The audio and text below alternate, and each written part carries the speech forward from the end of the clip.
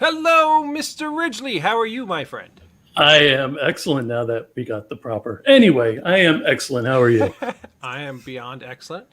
I want to thank everybody for joining us for another episode of The End of the Night, brought to you by Film Hub. If you are an independent filmmaker, Film Hub is the leading resource for you to get your film distributed on many, many platforms. They're absolutely wonderful to work with. They're a fantastic company. All independent filmmakers who need distribution, check out Film Hub. And also brought to you by Streams. Yeah. Gosh, I'm getting tongue tied already, man. I don't know what the heck is going on. Also brought to you by StreamYard. People ask us all the time what program we use to stream our broadcasts and make them look professional. That would be StreamYard. Go check them out for a free trial. Yes, indeedy. Yeah. Hello, Morgan and Scott and Uncle Brian will be on in a little bit. I see he's giving us a little cool, smiley sunglasses face. So, all kinds of cool stuff. Before we continue, may I do Right. one thing, please? Absolutely. Which we've been forgetting to do. Everybody that is new here, please go to David Lee Madison's The End of the Night Facebook page. Give it a like and subscribe. And also, if you guys aren't aware, the Indie Brigade is now the Indie Escape. So if you haven't already, please go to those socials and give us a like and subscribe, please. Yes, that's awesome that the old brigade page is getting back together. You worked really hard building that wonderful platform, and I'm happy that everything is up. Hi, Libby. Hi, Ken. Hi, CJ. Hi, Ed. I hope you're all well. See, it's weird because I don't know who that is now. Oh, I can tell you it's not me. So, you know what's funny? Last week, when we had our show and we had the lovely and super talented Debbie Rochon on, I started talking about a Spider-Man record.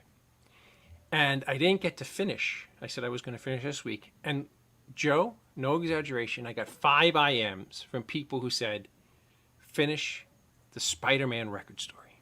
So that's what we're going to do for a second. You know, I sometimes bring old toys or old collectibles on, and I really wanted to show this last week, but we ran out of time because it was just a great show. It was actually a lot of fun. It was really funny.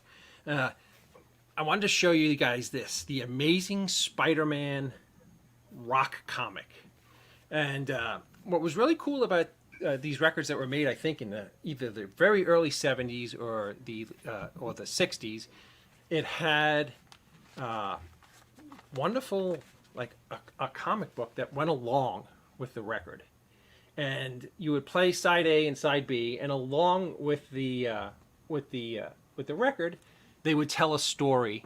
And there was actually musical pieces that accompanied these stories, and they were super duper cool. So if you wanted me to tell you the story about these cool Spider-Man records, so if you ever see one in an antique record store or an old record shop, pick it up. They are a lot of fun. A lot of fun. You know what I did today, Joe? I went. Explain to somebody younger than us that what a record player is. Aren't records like really popular again? I think they're, yeah, with the people who have a little cash flow going, yeah. Okay. I went out today to an auction, and I have told you on many occasions that I have a really big passion for depression glass or uranium glass. And I bought this piece today, and I think it is absolutely stunning. Can you see that? And what makes uranium glass or depression glass really cool? I don't know if this is going to work if it's too bright in here, but when you hold up a black light to it, can you see that? Yeah, somewhat. Kind of. It glows, and it glows because there's actually uranium inside of these. And they stopped making them close to 100 years ago, so they're extremely collectible. But the uranium glass, depression glass, is that really a pretty design? It is. I'm getting old and pathetic, ain't I? You know, I get excited over depression glass. And one toy I want to share with you. Okay. I love depression glass. Oh, who loved depression glass? I missed that one. That was Mr. Meany. Thank you. I'm glad somebody else is out there. And Vinyls. So I don't understand the whole concept. I mean, nobody freaking come hunt me down or anything, but I'd rather listen to something digitally recorded. If you're like collecting albums for the art and everything, I can understand that. But audio quality, I don't get it. I Sorry. think the vinyls have much better bass than CDs do, and MP3s do. So, but that's just neither here nor there. And I wanted to show you this toy. I thought you would like this bad boy. I think it came out about 20 years ago. But check this out. It's a Captain Kirk on his little captain's chair. James Kirk of the USS Enterprise.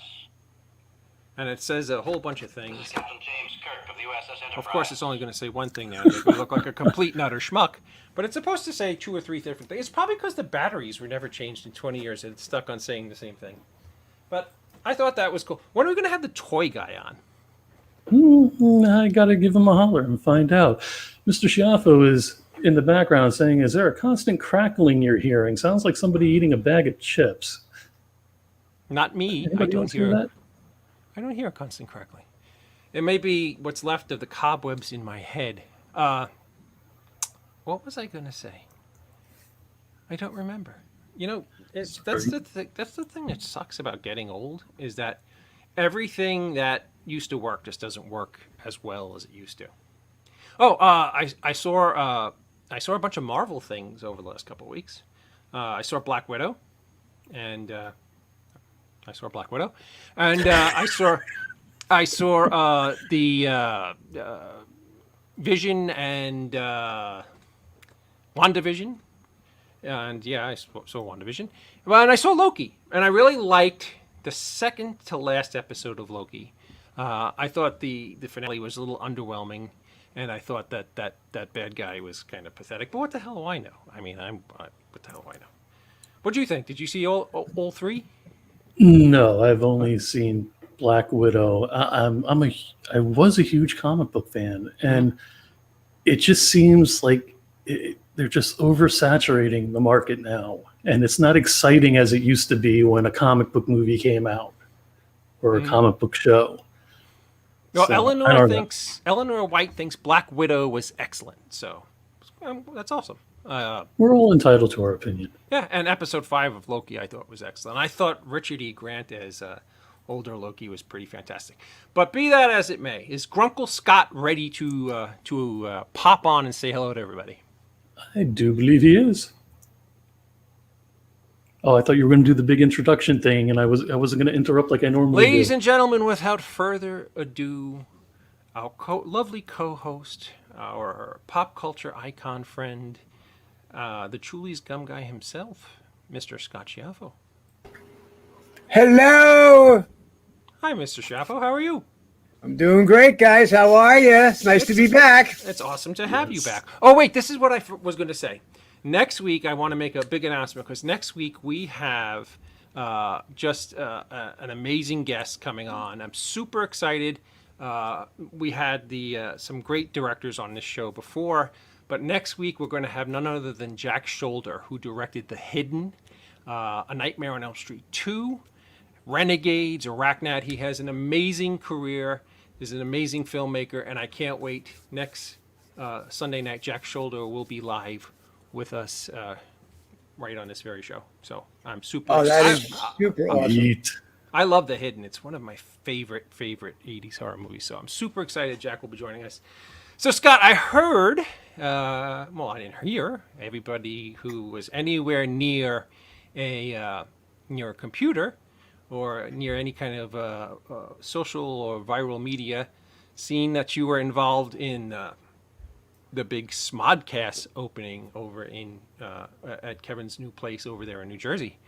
And there you are with none other than Dante himself, Brian O'Halloran. Tell us what that was like and how that evening went.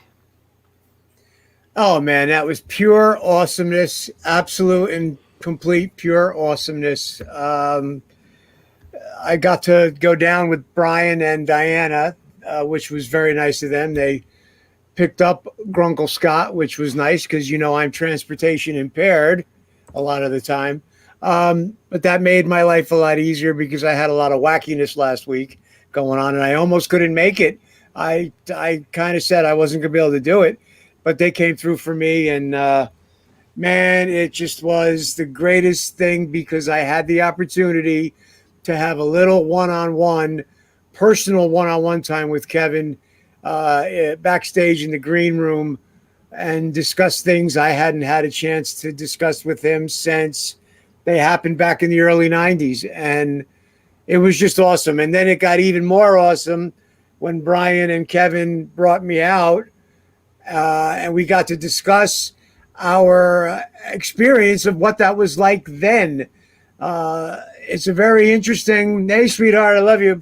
It's a very interesting scenario because, you know, Kevin has obviously talked about it at length forever, and there's documentaries, and we've got shooting Clerks. But what's true is each one of us from that first film have very distinct memories of not only doing it, but how it affected our lives since.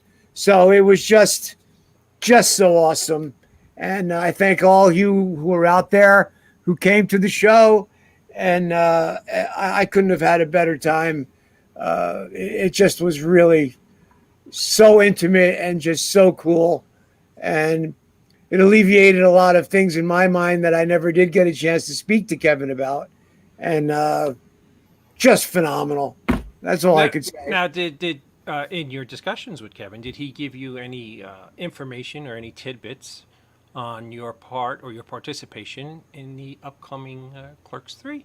Oh, I could probably say nothing. No, actually, he's pretty much, he has discussed at length the storyline, and it's ripe for bringing a lot of folks back from the first one. And again, it's one of these deals where I think people should wait and see the film. Well, that's awesome. Well, I hope, as you know, I hope that that you are a big part of it because you're actually a very integral part of the original Clerks and actually one of the funnier characters. So it would behoove him to put you back in. Now, were you going to say something, Joe? Oh, I was. Yeah. Do you have any of the gum? My sweetheart surprised me, and she ordered a few packs just so we would have some for fun. But I haven't ordered any myself. A lot of people are reaching out. They'd like to get their gum signed, which is cool. So I'm going to get that going on the animal charity page soon. And then I'm going to look into cryptic words. Yes, that's my stock answer with that. Because, hey, you know, anything could happen and filmed them. But, yeah, I'm going to look into having some for the Angels of Animals charity, which would be nice. And when I saw that too, because that was about a week or two before I got the invite to do the Smodcastle opening, I thought that was one of the coolest things too, that he actually had the gum now and people can grab it. And it's very cool. Well, that's awesome. And before we bring on our featured guest, I also know that in our green room is none other than, you know, just truly a pop culture icon and a dear friend of the show, Dante himself, who was at the Smodcastle with you, Mr. Brian O'Halloran. Mr. O'Halloran, how are you tonight? What's up? What's up? What's up, gentlemen? I'm good. Thank you for having me on. I'm really excited on your guest that you're bringing on. Hilarious dude. And it was great to see Scott this past weekend, a week ago, with the Smodcastle. It was a lot of fun working with him and Kevin and talking about the different tales coming on about auditioning for Clerks and stuff like that. And it was also an incredible therapy session for Scott to hear some answers of questions that he had been anxious about for 20 some odd years, thinking he had pissed off Kevin many, many years ago, and where Kevin was like, no, not at all. Yeah, didn't remember that way. It was amazing. You know what's funny? I look forward to hearing the actual podcast of the show when it comes out. I think that's one of the most charming and most sincere things about Mr. Scott Schiaffo, that he actually cares about what other people feel, and that's kind of what makes him, beloved on this show. So, kudos to you, Scott. Well, Thank it's you. also, I mean, yes, but there's also a point though where you're letting your mind interpret what you think people think about you, No, I and understand.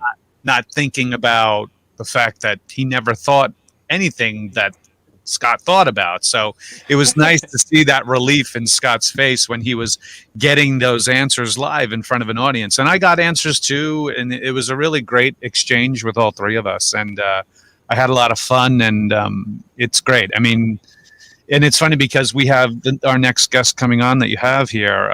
We all did a roast, a celebrity roast of me many years ago that I'm hopefully eventually get out there, that you were at as well, in which these type of people came in and busted my balls and to the greatest extent, which was hilarious. But it's funny that Kevin didn't. When Kevin was the first one up to the dais, up to the podium to speak, he just spoke incredibly kind of me, which you knew immediately, man, I never knew Kevin was such a great liar. So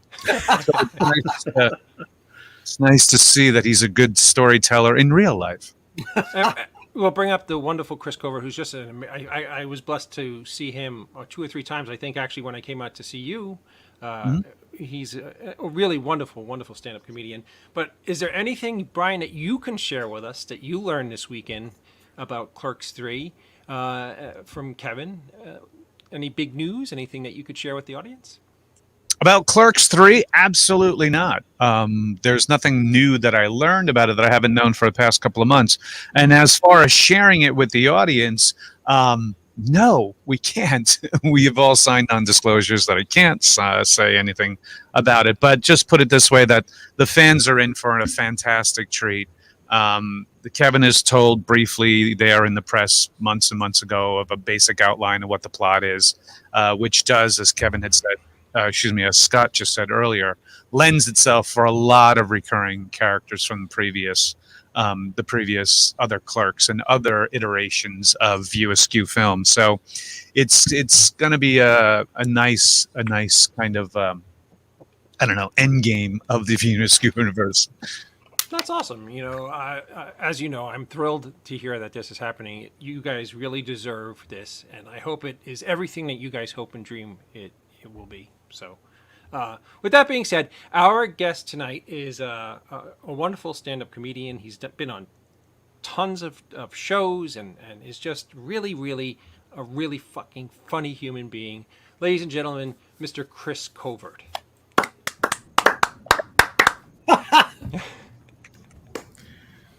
How are you, Mr. Covert? Thank you. How are you? I'm fine. How do you like this? That's been great. Thank you so much. Have a good night. I'm still waiting for the end of the Spider-Man story. That was it. There's only so much That you was can the talk whole about. story. That was the whole story. It was a cool record where that accompanied a comic book that had actual Spider-Man rock and roll songs.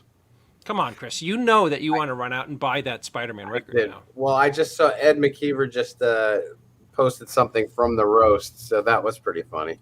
Yes. Yeah, that was a KP Burke line. That was a super fun night. I was proud that Brian actually used one line I wrote for him. I said, it's a shame Ming Chen couldn't make it tonight, but gladly his pop did. I thought that was actually very funny. That is funny. Yeah, everyone told me I had a great time, so I enjoyed what I remember. I still have what you had made for the dais. I saw it in the door. Yeah. Hangs there on my door. Oh, awesome. Man of the hour. There you go, folks. That was on the dais, on the podium that everybody went up to. Now, when was that? Was that March of 2018? September. It was September of 2018. Yeah. That was a wow. seems Wow. like just yesterday. It really does. All right, so I have a standard question that I wanted to ask you. How long have you been a stand-up comedian, and what inspired you to become one, or who inspired you to become one? Wait, how long? What? How long have you been I'm a stand-up kidding. comedian? I did my first show in 1991. Okay. 30 years. 30 years. In a row. I took some time off, but in 1991, I think I was 16 or 15 or 16. And my mother drove me to my first show, opening up for a band. And yeah, I've just been kind of doing it ever since. I did take a couple of years off to start a family, and that wasn't fun. So it's like the acting bug. There's a comedy bug too. So you can't go away for too long. So Now, Do you is there any- remember any of your jokes from your very first set? I used to wear these. I forget what they were called. These like these really baggy pants, and I'd pull them up over my neck, so it just looked like I was legs. It was really stupid, but that was one. And I'd walk out, and I would do half my act with a Ouija board behind me in my pants, and nobody knew that. And halfway through, I'd start pulling out my pants, and then I'd pull the Ouija out, and I'd say, "Oh, I had a Ouija." Yeah. It's so stupid. But Carrot Top was really big then too, so You're a little bit more of a visual comic at that point. well, who wants Props to and stare at visuals. this? I gotta give him some distraction. Here we have one other vagrant in the green room who wants to pop on. Mr. Ridgely? This guy. Ladies and gentlemen, Mr. Ernie O'Donnell. Who's this wannabe Z-list motherfucker you got on here? Now I feel like Gallagher, of course. Every now and then I have to go slumming. I can't have the Holy A-listers all the shit. time. Fucking drag the gutters of Red Bank. Wow. you don't wanna. You don't wanna. Oh yeah. What'd you have? 3 people? Start the Crazy shit. the other Start night? the shit. This is gonna get fucking ugly. He'll come and get me. He's only like 5 minutes from my house. What'd This you is say? where I know we did. Yeah. this is the descent into madness part of our show. Ernie, how are you? What's up, everybody? Congratulations. Joining us. Congratulations, Ernie. The Smod Castle looks fantastic. It looks like the event was a smash hit, and I know that you are the genius behind putting it all together. So, congratulations. Why, thank you, sir. I had a lot of people behind me help me out, and a lot of good friends came by, and yes, you too, Covert. Yes. Ernie, I pick on you a lot, but honestly, I am a big fan of all of your movie. Ying! That was not my line, but it's funny. At least I'm in a movie that people watch. Wait a minute. Didn't you want me to promote that movie once, Ernie? Well, I don't know. I'm not talking about that movie. Oh, okay. That's all right. I love that guy. Don't worry. I think maybe even insulted me, actually. No. Covert could sell out a food town if he wanted to. Are you using a megaphone? Why is your audio so goofy? Goofy? What's it? Is it goofy? It's a little goofy. No. What do you want? I'm not a fucking tech savvy motherfucker. You know why I have all those people around me. I can't do it. O'Halloran does it, all those special effects. Yeah, what has he got going on? Look at this I guy don't know, over but here. it's going to give you a Oh, goddamn seizure in a fucking second. taste. Get it. Get some taste and some fucking technical talent. And maybe, just maybe, you'll be interesting to look at besides that mug. Brian looks like a shitty outtake from Captain Marvel. Oh, that's He's gonna. Oh, is there a joke? I'm sorry. I'm supposed to laugh. Hang on. Let me get the laugh track going here. yes, please do. We need to play with some technical. That's it. Yeah, there we go. Is that one of Covert's greatest hits? Wow. Hey, Brian, when you have sex with Diane, do you let her take anything off the top shelf?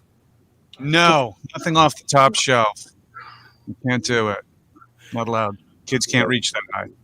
It looks like you sell scratch offs there. No, I don't. That's over at the top corner of the building. We do the scratch offs. And You know- Scott looks like he was on Storage Wars and he bought the shed and just moved in. what was the final bid on the music shed? Come on, tell me. I got everything for a song and a handy. Andy, ooh. Chris, do you have a process when you are developing material? No. Every now and then I'm going to throw just a sincere question in because, there are people who want to learn about being a stand-up comedian. I agree with David. I had a couple of sincere questions for you, Chris, for sure. I more have a like moments of inspiration, and then I kind of hone them out. I do a lot of writing. I don't really listen to the radio in the car. I do a lot of writing while I'm driving, which is safe. Yeah. But I do a lot of thinking. That's my quiet thinking time. So, but no real process. If I get a song, because I do a lot of parody songs and stuff, so if I get a song that I really like, I'll figure something out maybe. But no real process, I don't think. Go ahead, Scott. If you want to ask him. Well, I wanted to ask. From day one, it was really stand-up that really got you jazzed. You wanted to do stand-up. You weren't coming from an acting angle, or was the music involved from day one too? I was president of the drama club in high school, but it was. But that was more of. To get chicks. Oh yeah. Didn't work. Didn't work. No, it was. No, I always did I was always a class clown. Always did everything for a laugh. Always got kicked out of school and written up. My mom always was very supportive. Anyway, she kept driving me to shows and open mics, and she was great. So, no, I just always loved it. Now, I asked you. Go ahead. Go ahead. No, you. Okay. Wait. Oh. Now you made me forget what. No, I asked you earlier who you didn't. I don't think you answered. But did you have any stand-up comedians that you like when you were a teen and you were like, "That's the guy I like," or "That's the guy I want to be like," or "That's his shtick is the type of shtick I want to sell when I get older." When I was, oh God, I must have been 10 or something. Somebody had on a cassette tape Eddie Murphy Delirious. And I just about wore the thing out. Like I could do it front and back, word for word, over the course of a summer. I thought it was the greatest thing I ever heard in my life. And that was pretty early. And I guess back then, the big thing was, what was that? The one they used to do for the homeless? Live Aid, No. The one with Robin Williams and Comic Relief. Comic Relief. Festival, Comic Relief. Yeah. So that was, I found that kind of it was on all the time. So I thought that was cool. And I don't know. I wouldn't say anyone in particular then, like growing up. Now I have ones that I like and, ones that I don't. But So why the parody stuff, Chris? Why'd that come into play? I always like to see the problem with regular stand-up comedy is the audience doesn't really get involved other than to clap or laugh or boo or throw a beer bottle. So I always like to get them involved somehow. So, and I always liked when I was younger, I was like 18 or 19. I saw John Valby. I thought he was crazy. If you don't know who he is, he's very, very vulgar, dirty parody songs. And he's more of a college grad. Brian's shaking his head, so he's heard something. You can Google him. I mean, you'll never see him on mainstream anything because he's filthy. I think maybe on Pandora or something he might have a channel, but he's got some funny stuff. So I thought that was amazing. Like that you can just get up there and say whatever you want. John Valby is king. That is right, and he's still doing it. I don't know how old he is. He lives up in Buffalo. He goes down to Florida in the winter months and does it. He's still doing it. So hopefully there's some longevity to it. I'm not as raunchy. I don't think I'm dirty, but I'm not like he goes for the throat. I don't think I could ever do that. But Not to his extent anyway. If you Google him, you'll know what I mean. But I wish that you actually had access to a keyboard, Chris, because you do these little numbers that are a couple, maybe 35, 45 seconds long at your shows that are absolutely hysterical. So if anybody has a chance, not only is Chris a wonderful stand-up comedian, he also orchestrates some musical pieces into them, and they're very, very clever and very, very funny. thank you. Yep. So, Brian, was this the gentleman who actually put your roast together? Well, yeah, he was the one who approached me, and he was like, "We should do a roast," and I was just like, "Okay." And then he reached out to everybody who was on the dais, which was pretty much himself, Scott Schiaffo, pretty much all the guys from Comic Book Men, Ming and Brian Johnson, and then Mike Zabsig. And then we had some 3 legitimate stand-up comics as well, where we had KP Burke, where we had Ken Krantz, and I forget the third gentleman who we had. John Gilbreth came down. And who Gilbreth. was that other guy that oh, he wasn't funny. What, the Carpenter guy. The deck builder. You motherfuckers. You did okay. And then, of course, we had you had written some jokes for Diane, which were hilarious. And then we had David actually came down with his camera and shot some footage, shot the show, and I had a handy cam that I had posted on one corner of the stage, and then I had my portable Zoom recorder to get all the audio so that the audio was absolutely pristine. And it was a great night. It was a long night, and it sold out, and the place loved it. I had my mom was there. I had a whole table of my close friends there, and they were pissing themselves laughing. And how was that? Kevin came by. That's right. You guys got to get Kevin, who was just in town just for a blip, and he came in and opened up the show. And like I said earlier, he came in and said some of the sweetest things. It was a roast. And he's like, "I'm not going to roast this guy. This guy kind of, helped me jumpstart my career." And so it was really, really good. And I hope to edit together this whole thing together and have everybody see it eventually. You know, it's funny. You just brought up that Chris wrote some material for Diana, and Diana is beautiful, charming, and sweet human being. But the funniest part of the night is when she started redoing the same jokes. Yeah. Nobody. She just read the same 2 pages over again, and everybody. Well, she had dropped the pages of the script, and in picking them up, they just reordered themselves in it. And then I had to get up. It was a funny visual bit anyway. So that was wonderful. She was a little nervous, but she did great, and the wine was delicious at the wine bar. So I guess I can't put it all on her. No, it was definitely not her. And it was me. I was feeding her drinks. I was just like, you need to relax, because she was incredibly nervous about doing it, and she relaxed all right. Oh, I thought it was the roofie that I gave her, but yeah, it was probably you gave her a roofie too. See, Ernie said he gave her a roofie. See, that's too many roofies. Well, you know what's the funny part about that is that it was so genuinely hysterical that I thought that was the material. It was really funny. She handled it really well, and it was very funny. Yeah. Well, she's an actress, so she knows how to milk a laugh. Yeah, no, that was very funny. What do you think did any of the jokes really stick in your side a little bit?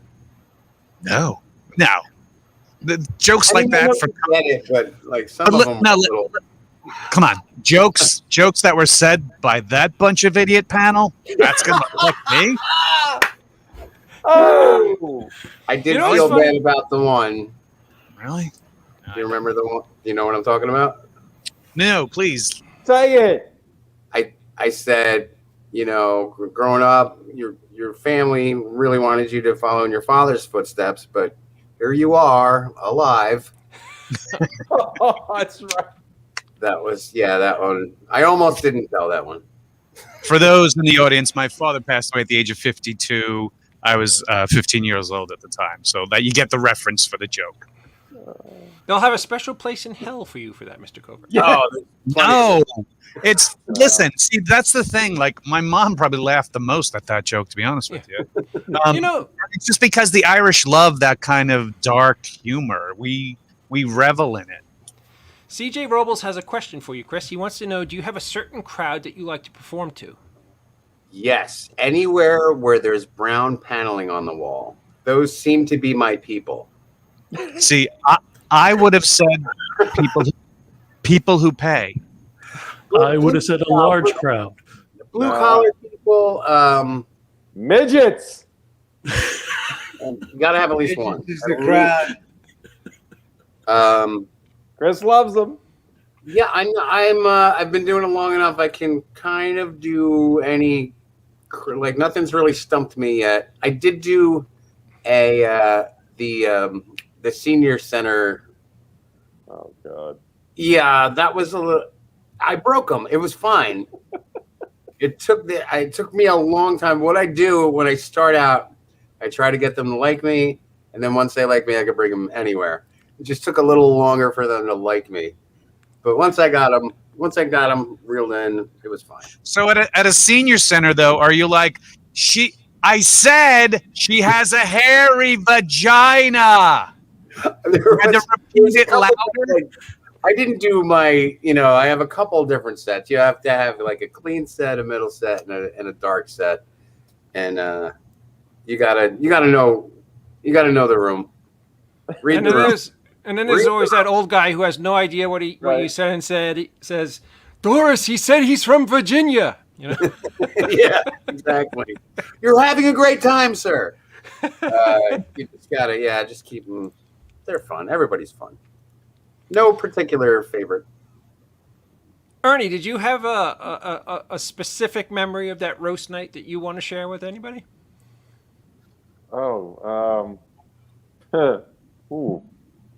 Actually, He got hammered. We can't remember. Yeah, I wish I should have. I'm trying to remember. Hey, Brian, am I correct in saying, did we offend a certain Rob Bruce at that? Oh, we may have. Yeah, that may have happened. He wasn't.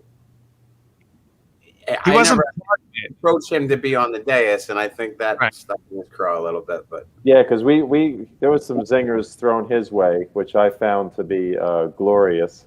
Right, but then he took offense, like, "Hey, man, he took offense to him, right? On dais, that kind of thing.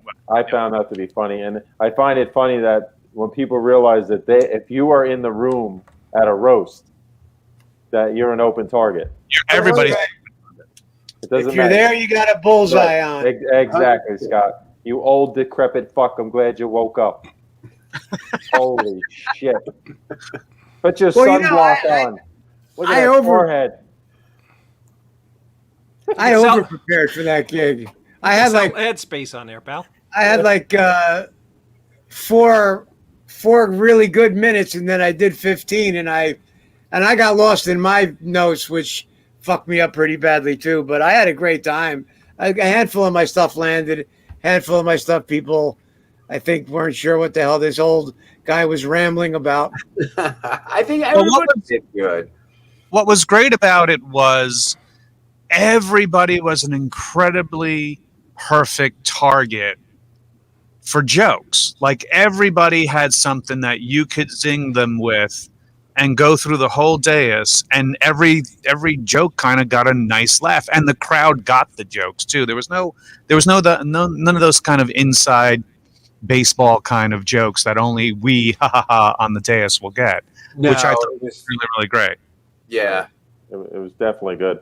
I was nervous. I said a joke, and I'll say God rest his soul to my main man Mello, but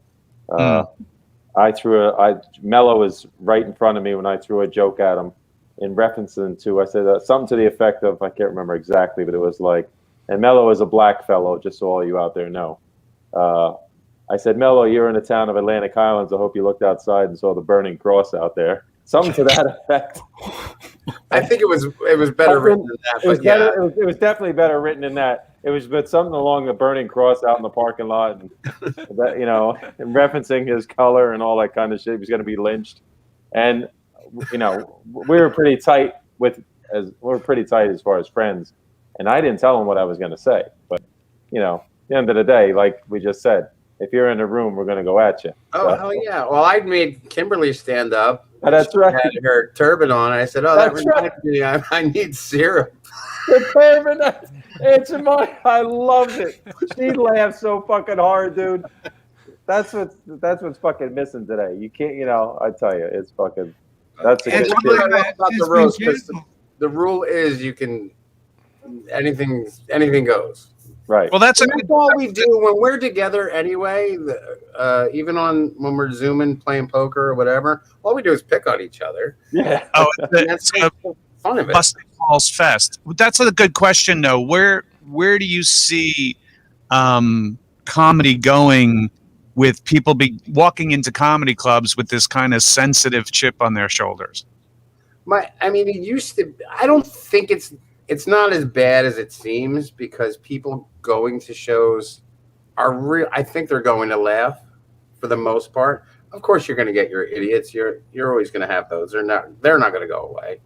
Hopefully, this cancel culture is not around to stay. People are going to be like, enough already, I would think. But I don't know. You got to be careful, especially if you want to get booked. And you can't be doing what we were talking about earlier.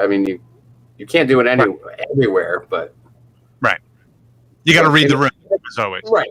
But in a club setting, they're there to laugh, and hopefully the club will back. If they're paying you to be there, they'll back anything you say as It's funny because when you reflect back on like what the original roast were, like the Dean Martin roast that all of us grew up on, they were able to, I don't know, they were able to be funny without being cruel. Now keep in mind, these are the roasts that you were able to see. Correct. There's a lot of Friars Club roasts that no one will ever see, and they were probably a lot worse than you would even imagine. Yeah, but because Don Rickles at that time had everybody thought he was the one who would really give you be the hurtful one. He usually was the harshest. Yeah. Yeah. But, in retrospect, it just seemed, I don't know, it's just maybe the direction that not only roasts went in as time went on, but just the direction that comedy has gone in since that time. yeah. In the Friar Day roast, apparently Ruth Buzzy was filthy. She was good though. And she'd hit you with her purse if you didn't agree. That's right. You know what's scary? She's still alive, and she has an enormous viral following. It's actually shocking. I hope she gets a vaccine for that. Yes. Scott, you look like Yanni Beyond the Glory. Oh my gosh! I fucking love this guy. Oh, Schiaffo, just die already. Look at you. Holy shit. God. Wait a minute now. All of a sudden, it's a Schiaffo roast. No, can you at least wait until September? We need him for a That's few right. seasons. I'm sorry. That's right. I'm sorry. We have a couple things we're going to do with Schiaffo soon. That's right. Oh, And my then, God.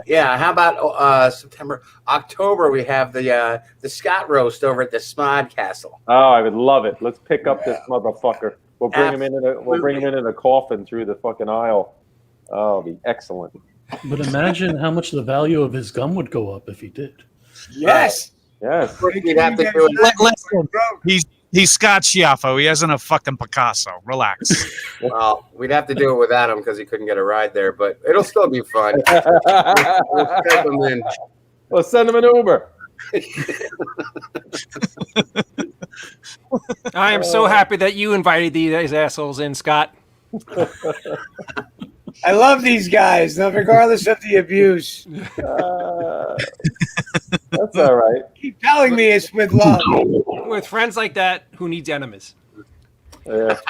So It keeps you all level. Everybody gets grounded. They don't get over big headed about it, and Listen, you could always hear it from people. It's Not- important to stay level, and in fact, I'm using Scott's book to level this table, so that's good. I'll tell you what. I didn't get to say it the other night when we were at Smod Castle when we did the new show Clerks 2 TOO with Scotty Schiaffo and Brian Allen. But it's going to be Brian's new show once we get it rolling at the Smod Castle. But I got to say, Brian, you took the hits like a champ from Kevin. Oh yeah, it was awesome. It was awesome, and it gave me opportunity to chime in from the curtain. Of course. Right, and you played it off really well. And Thank you, my friend. I appreciate that. Right, and it was a mini. It was almost like Kevin almost mini roasting you to a degree, which he doesn't like to do. It was good, and there were a couple of callback jokes that came back well throughout the whole thing. That was very funny. That's what I'm saying. I can't wait to hear when it gets released. I guess he's putting it out on the Kevin's Club or something. Well, he's going to put it on his YouTube channel. There'll be a link on our website, so it'll be out there soon. But yeah, I wanted to say that. Thank you, brother. That it turned out really well. So. Well, you can't leave us hanging, Ernie. What were some of these digs? No, you got to watch. Yeah, you got to watch it. I can sum it up. I'm sure it has to do with Brian being a hideous mook. Yeah, it was. There you go. I got it's the a matter of the topic at some point was casting and how did those guys deduce who might be good for what roles. And it turns out if an actor was a strong actor, but Kevin felt you might have been particularly too good looking to be his film proxy, he kept going to Brian because Brian visually looked like what Kevin thought he should look like on film, which was a hideous mook. I didn't say any of it. I didn't say any of it either. Because Kevin had mentioned at one point, like somebody said to him and people throughout the years, like, "Hey, were you ever considered for Dante, or were you always just considered for the gum guy?" And as far as I knew, I was just always considered for the gum guy. And then Kevin said, "Well, you might have been too good looking for the gum guy. I mean, for Dante, hence breaking Brian's balls again." I think he was just trying to buddy you up at that moment, Scott. Let's be real now. Well, he said it about you too. He said you were too good looking to play. Well, yeah. I mean, come on. The guy's on stage. The last thing Kevin needs is for this guy to go into an arrhythmia and drop dead right on the stage there. I had been working on that. I don't think you guys have a defibrillator in that theater either. So, you know. It would have been good press, though, Brian. Terrific. Kevin Smith kills at the Smod Castle. Literally. Yes. News at 11. That's right. We would have hooked Scotty up to my fucking truck outside with the jumper cables. I got hardware, man. I got hardware. Actually, the question would be who would have a heart attack first, Kevin or Scott? Well, Kevin's already had one, so check that off. Yeah. Yeah. He's pretty fucking healthy right now. So. Is he? Yeah. Oh, yeah. Yeah. He's doing pretty good. Thank God. But He looks great. yeah, Scotty's still here too, though. So thank you, Mr. Schiaffo, for hanging out. So, Mr. Covert, do you plan on doing any stand-up at the castle? Yes, I was just yesterday. Not yesterday. I did a last-minute show over at Jamie's on Thursday, and Don Jameson from that metal show swung on by, and we were talking, and he was chatting with Kevin, and I've been chatting with Ernie. So I think we're gonna put something together, maybe in September, or late. Yep, somewhere late around September, there. October, or something. We're gonna put something together for sure. Yep, Nice. definitely. That'll be a fun one. Yes, it'll be a good time. I know KP's looking to do something there. KP. Yeah, I was just something talking there, to right. KP, absolutely too, and Will it be a 2 Gatorade minimum? Yeah. Now, Ernie, the Smod Castle, is it like a little theater? Is Yeah, it like it's, for people? yeah. It is I have to technically say it's a 49-seat theater. Okay. Wait, you're not counting the toilet. That's 50 seat. It's a 50-seater. Yes, but yeah, it's an intimate little black box. From the response that we've been getting, that people love how close it is with everything. Oh, thank you, Brian. And those lovely photos from Mr. Mark Wise, the iconic rock photographer, the Wise guy, who's a good friend of mine, who's been doing a lot of our publicity shots for the Smod Castle, who's really been killing it. Wow. Yeah. But So yeah. he has it set up so that he could do shows there, like his Smodcasts. yeah, we can do pretty much anything. I mean, you want to do a podcast, you can do the podcast. You want to do a wedding, which we did that opening weekend, we can do a wedding. Want to do a comedy show, you want to do a conference, auditions, stage readings, anything. We're open to doing anything. We want to have gaming nights. Can we do one of those where they run a train on a girl? Like, Fuck yeah, dude. get one of those things going. Whatever you want. We'll dress her up Vulgar. like the Hulk or something, to make it Yes. fitting. It'll be a Marvel theme. Yes. Some of those whoas from the Comic Cons, just drag them all in there. That probably would work. Gather them up with things. That's actually, you know what? You might have an idea. One there, of something. No, think about it. If we have a Comic-Con cosplay pageant. So anyway, Listen, you thought of it, motherfucker. I was thinking porn. I don't know what you're thinking. Oh, listen, I mean, Imagine like a Were Miss you going America. down like the Miss- donkey Miss show Khan? route, or- we could have a donkey there, Joe. Sure. Been there, done that. I know. It's not as interesting as you think, people. Just so you know. Brian has touched the donkey sack. Yes, he has. Yes, I've already. But on record, that donkey was a female. Just so you know. Okay. Hey, Brian, did that donkey, just so people out there, they're probably wondering, did the donkey shit on set? No, never did. Okay. It was in my It was mouth. actually incredibly well trained. It was well behaved, more so than even Jay. So we were good. Oh. Was that difficult? Well, Jay took a shit on set. No, I'm kidding. No, the donkey was great, and the donkey's real name was, get this, Asphalt, like the street. And I was like, a butt crack? And they were like, no, asphalt, like the street.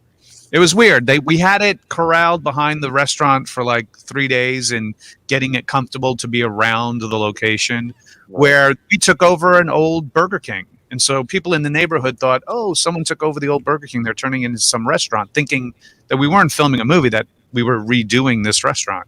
And I can imagine people driving by home going like, oh, hey, look at the new restaurant. Next day, oh, it's getting better. And then all of a sudden, like, honey, there's a donkey out back of this restaurant. What kind of food are they serving here? It's too authentic of Mexican. I don't like this.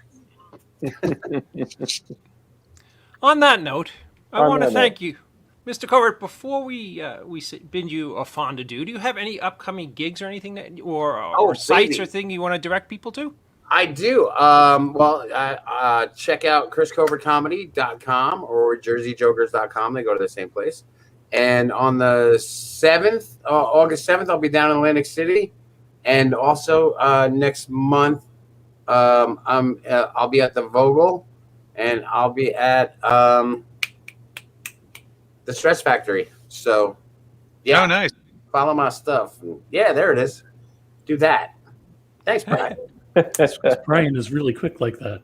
Yeah. Doing that stuff. All That's kidding what- aside, Chris, you're an extraordinarily talented comedian. Thank you for You're having very, me. very funny. Thank you so much for being on our show tonight. My- And you have my fondest condolences for being friends with these particular folks. I love these guys like my brothers. They are Ladies my and brothers. gentlemen, Mr. Chris Covert. Good night, Chris. Good night, Thank you. Chris. Thank you. Thank you. Thank you. Oh, wrong button. Oh, that was fun. You're a Now, funny now, guy. now that he's gone, I will say, I don't want to pump his fucking head up too much, but Chris is one talented son of a bitch. No, he's And it's not just comedy. I mean, he's helped me out a lot with like creating stuff like graphics, designs, of just, I mean, he's music. I mean, you name it. The guy's just unreal. It's a And blessing. he also knows a lot of people. Yeah. If you need help with other things as well. So Scott's always been a really good friend in that sense of if you needed something that he can help out. and from what I understand, he makes a killer sandwich. Oh, God, He does. yes. Yeah. Yes. Mr. he does. O'Donnell, is there anything that folks need to know about what's coming up in your world? The only thing I will say is that we are having a show this Saturday at the Smod Castle with Kevin Smith and his special guest, the guy who's playing Orko in Masters of the Universe, Griffin Newman. Nice. And that's going to be after we have a a big event at the Secret Stash earlier in the day for He-Man Revelations for the releasing of that show on Netflix. It's going to be a great event for kids. Mattel's going to be giving away toys to the kids and stuff like that. We'll get to meet Jay, who's also part of the show, Jay Muse and Kevin and Newman. And then they're going to come over to the Smod Castle at 7 o'clock. Tickets on sale at smodcastle.com for this Saturday. So that's what I got going on right now, besides all my other nonsense. Well, as always, brother, thank you for joining us tonight. Yeah, it's always fun. You guys are awesome. Thank you, Mr. O'Donnell. Ladies and gentlemen, Mr. Ernie O'Donnell. And David. Yeah. One of these days, you got to get your ass and do something at the castle. You know what? I have something cooking this October that's probably going to make national news media. So maybe we'll do it at the Smod Castle. We'll see. You let me know. You know, I always got a spot for you. So thank you, brother. All Ladies right. and gentlemen, Mr. Ernie O'Donnell. Thanks, Ernie. This guy. Mr. O'Halloran. Yes. Thank you for coming on. Oh, thanks for having me on. I always love chatting, especially with Covert. I know it's always going to be a fun, ball-busting kind of evening, so it always is makes you feel you're alive, and if not, it makes you want to kill yourself at the end of the night. Either or, it's still, you're feeling some sort of feeling. And I like that you threw the end of the night in there. It's wonderful product placement. Well, of course, I'm a professional, if nothing else. I will say that that at your roast, you were brilliantly funny. Thank you. And that you were a really, really good sport, because I'm not overly sensitive. And you're going to call me a dick and an asshole and all kinds of nasty things because of this. But I thought some of the humor was a little harsher than it should have been. But that's just me. Nah, see, when you're growing up with Irish parents in the Bronx in the 70s, everything else is just, try it even better. Yeah, try to even touch me. I've had shit screamed at me by my own family that puts those roasting things to pale. So it was a great night. I hope to, like I said, edit together and eventually one day release it. I have something cooking for the interwebs that I've been working on for a while with a couple of people that I'm going to make it a part of that. So when I'm ready to make that announcement, people will be able to finally see the full 3-hour roast in its full entirety. It was only 3 hours? I know. I think I gotta edit it. Like, I think I'll edit down when people are walking back and I think forth. it was longer than the entire Loki series, brother. Yeah. Well, I'm thinking about interviewing all the people who did the roast to get their kind of like pop-up kind of comments about what they felt that night. So there's a lot of things that I'm trying to juggle with it. But we'll see. Dude, that's a great idea production-wise. And then you can just edit everybody's tightest moments. And I'll probably be on for about 30 seconds. Yeah, I mean, it'll be fun. I think if we do it that way. And like I said, it didn't affect me at all that night. And like I said, I've heard worse. I've also dished out worse to people, and so it's just it's a world I'm not scared of. No, I understand. Brian, where can people find you? People can find me in many different places. You can go to, if you want to follow my podcast, The O'Halloran, there you go. The O'Halloran on Facebook, The O'Halloran on YouTube. Twitch TV would be Brian C. O'Halloran, The O'Halloran on Twitter and Instagram. And if you want to follow my own personal social media, there you go. It's Brian C. O'Halloran for Facebook, Brian C. O'Halloran on Twitch, and Brian C. O'Halloran on Twitter and Instagram. Sweet. Ladies and gentlemen, Mr. Brian O'Halloran. Thank you. Thank you for being on tonight. You're welcome. Awesome. Thank you, Brian. We'll catch you later. Thank you, Joe. Good to see you as always. Thank you. Oh, man. This was definitely an interesting night. Yes, and I almost made it on almost a couple seconds longer than an hour. So you can sleep tight, and I'm actually never going to talk to Scott Schiaffo again after this show. I'm sorry, Scott. Who? Grunkle Scott, you've been pop culture canceled, my friend. What happened? I love you, dude. I'm teasing you. You see, those guys pick on you, and it's like it rolls off your shoulder. I tease you, and you're like, I'm goofing with you, pal. See, even your lady friend is goofing on you. Yes. Yes. Love you, sweetheart. Thank you so much for the And gum. by the way, Carrie, I want to wish you a very, very happy birthday. I know it was just within the last couple days. You're awesome to put up with this ass hat.